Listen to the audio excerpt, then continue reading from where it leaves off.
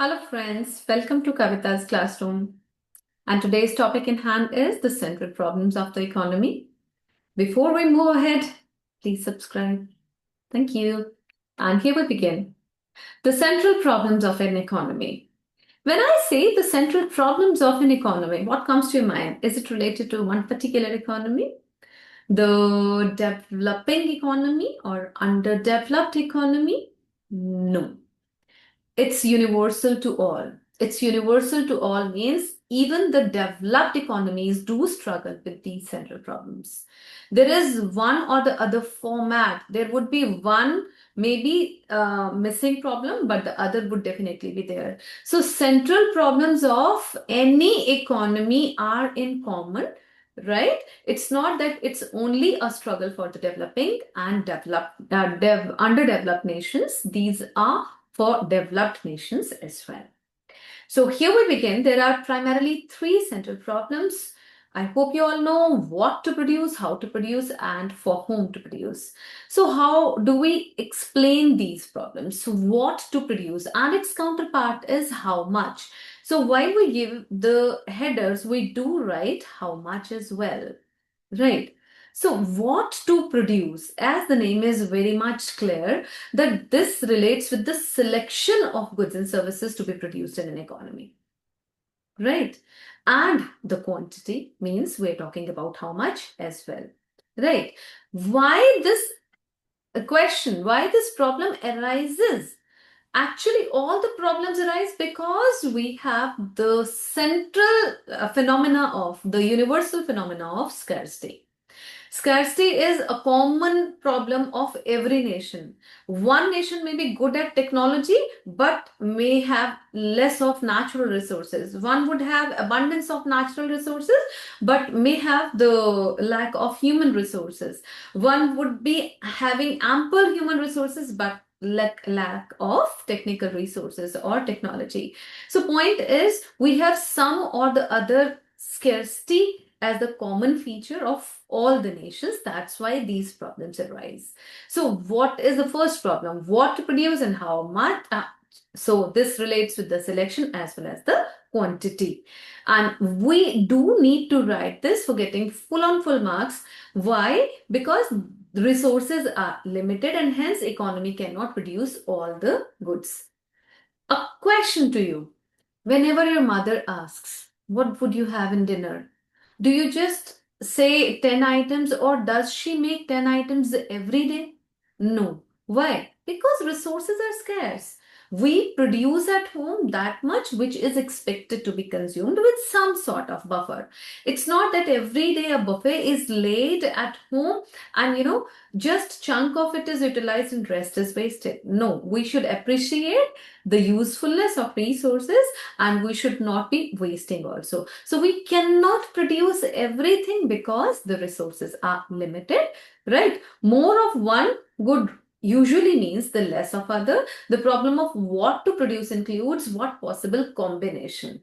We at times are struggle with whether to produce wartime good or peacetime good, whether to produce cloth and butter and milk and all the routine items or the warfare items. So these are the problems discussed under the header what to produce. Then comes the question how to produce. How means it relates with the technology of production. And when we say technology or the technique of production, we have primarily two techniques, labor intensive and capital intensive. Intensive means excess. Some nation may have a high amount of labor but less of capital. The other may have more of money with them and technology with them but less of labor. So for a country like India where we have abundance of manpower, labor intensive techniques are advised so that this gives employment to many. Right? Then comes the third topic, for whom to produce. For whom to produce means who is going to be the recipient of good and service. So this is also called as the distribution theory or the functional theory. So people work for those who have the purchasing power and they would be able to buy your production. Right. So, or in other terms, they say how the goods would be distributed. Goods and services which are produced would be distributed in the economy. Right? So ultimately it goes to whom, whether it's for rich or for poor. So this is the categorization, third problem, that is for whom to produce. And goods are produced for those who have the paying capacity, and it depends upon the income level. Right? So we call it distribution theory as well. While dealing with the problems of economy, we must understand what is the type of economy you are in. So there are primarily two types. We say third because third is the mix of first two. So let's understand what are these economies, like what do we mean by capitalistic or market economy, and the second is socialistic or planned economy. So the market economy means where the things are decided by the market forces.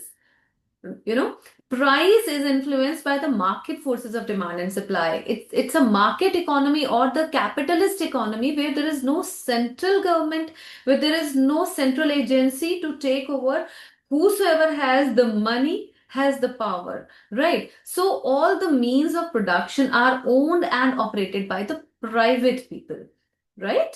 So this is like all the problems of what to produce, how to produce, for whom to produce in this market forces would be decided by the profit making as the central motive. So profit motive is the basic to decide in this market economy.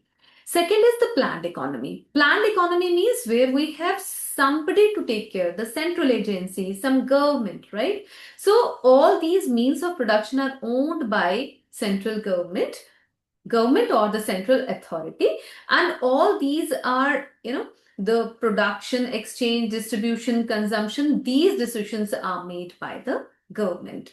So here the motive is welfare, and we do often see that the prices are fixed not by the market forces but by the government, and we say these prices are the administered prices because the government tries to regulate the things for the welfare of its residents and citizens.